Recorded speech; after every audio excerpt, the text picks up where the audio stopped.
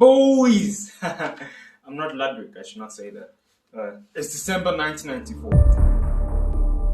I'm sweating uncontrollably. I look up to capture her beauty through a sketch. Then the waiter comes and asks me if I'd like to order anything. My mind takes me back to the time when I spent all my money on a YouTube video. Then suddenly, my financial situation becomes very clear to me. So I just order a glass of water as the waiter looks at me in disgust. I mean, I don't blame him, I'm a piece of shit, so. And then the woman who practically stole my heart makes eye contact with me. And as she stared deep into my soul, she got up and she left. I felt my left testicle shrivel up into a raisin. So I decided to leave to invade my second restaurant. But first I gotta go check up on my bike because there's still bikes in this area and it's kind of a problem. The bike is safe. I enter the second restaurant and the exact same thing happens again. You know, the victim gets up and leaves before I can finish the drawing of it.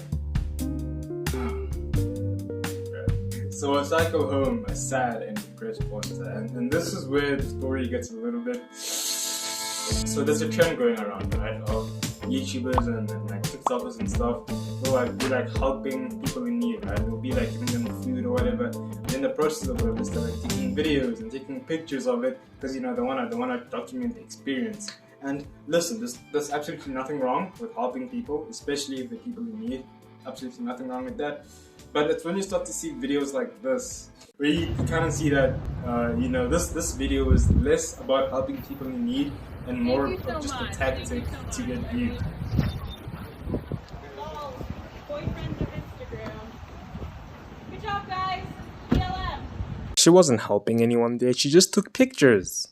So as I was cycling, I saw a little girl go fill up a dirty plastic water bottle from a public tap. And then my little peanut brain was like, yo, dude, that's an opportunity to get views. I told you, I'm a piece of shit. So I go and I buy like 2 pizzas or whatever, but then I go and sit down with the girl and her sister and her mom. I ask her like, to give me a little bit of a backstory, and we just talk about it. And it's quite sad.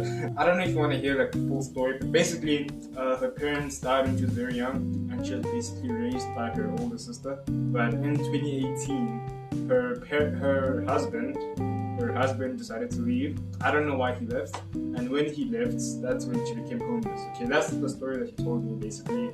Obviously we talked for like a lot longer than that, but that's like the summary of it. All of her children go to school. She has 4 kids, by the way. See, I've been kind of contemplating on like whether or not I should make this video, because it's like it doesn't feel right. Like I'm literally using the person.